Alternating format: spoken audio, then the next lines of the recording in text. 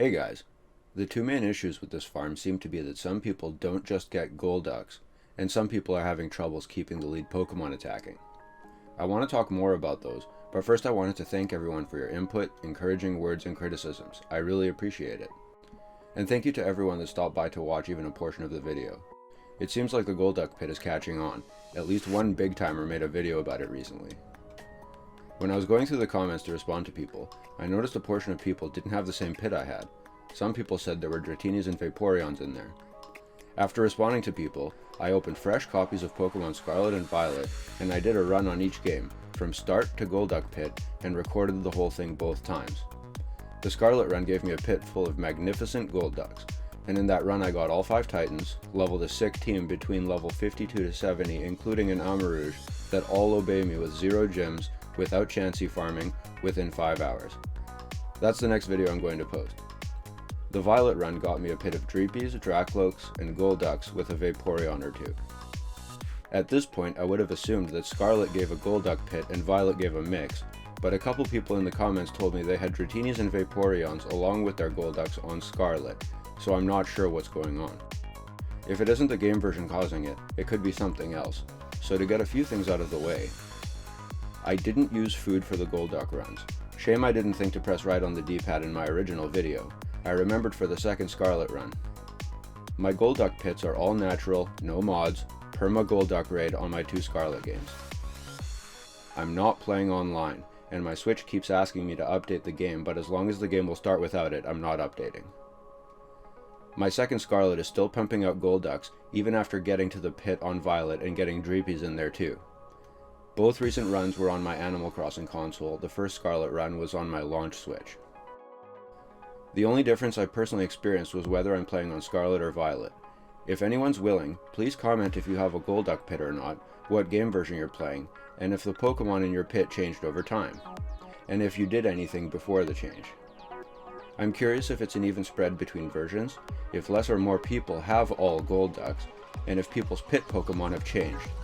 As of now, mine haven't, but I did the most recent 2 of 3 runs only last night. For now it seems that you either have a Golduck pit that makes leveling and farming shiny Golducks really easy, or easy access to shiny Dragonite, Dracloak, Vaporeon, and Golduck farming, as well as an above average experience farm.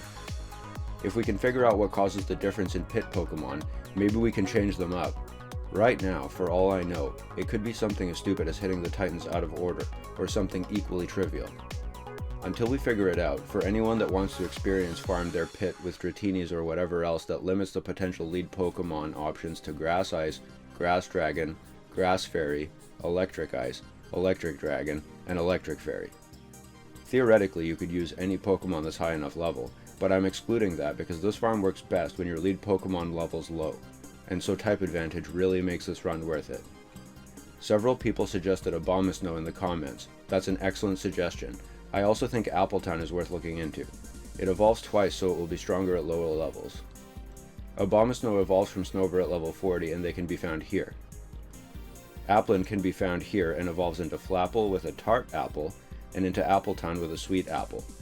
I only know of the Delibird Presents shop selling them, and you need to knock out a few gyms to get access to it.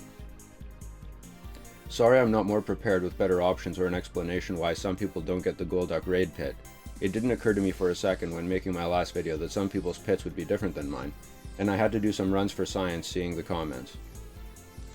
What I can say for now is that having a lead run around for 5+ minutes while I'm eating or whatever is a very effective way to leave the game running while I'm doing stuff. It's like leaving your game on in the picnic area while eggs spawn, but you're hammering out levels instead. That brings me to the second issue. Some people in the comments said they couldn't get a decent run going and had to get more involved to keep the lead Pokemon active. The majority of the longer sets I had were with Meowscarada. It's fast and seems to home in on Golducks like a missile. I'm thinking right now some Pokemon are just better for it than others. I know some Pokemon basically crawled around, like Jumpluff or Scovillian, but I'm starting to think some have better range to choose the next Pokemon to attack as well.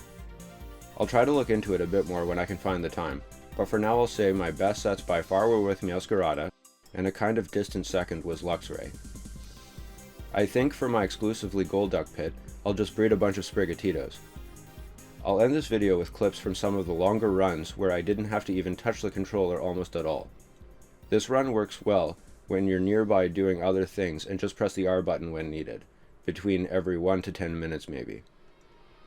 I'll eventually try to figure out even better ways to make it more AFK-y. My starting point is different Pokemon that meet requirements of type advantage, but first I'll get this longer video up.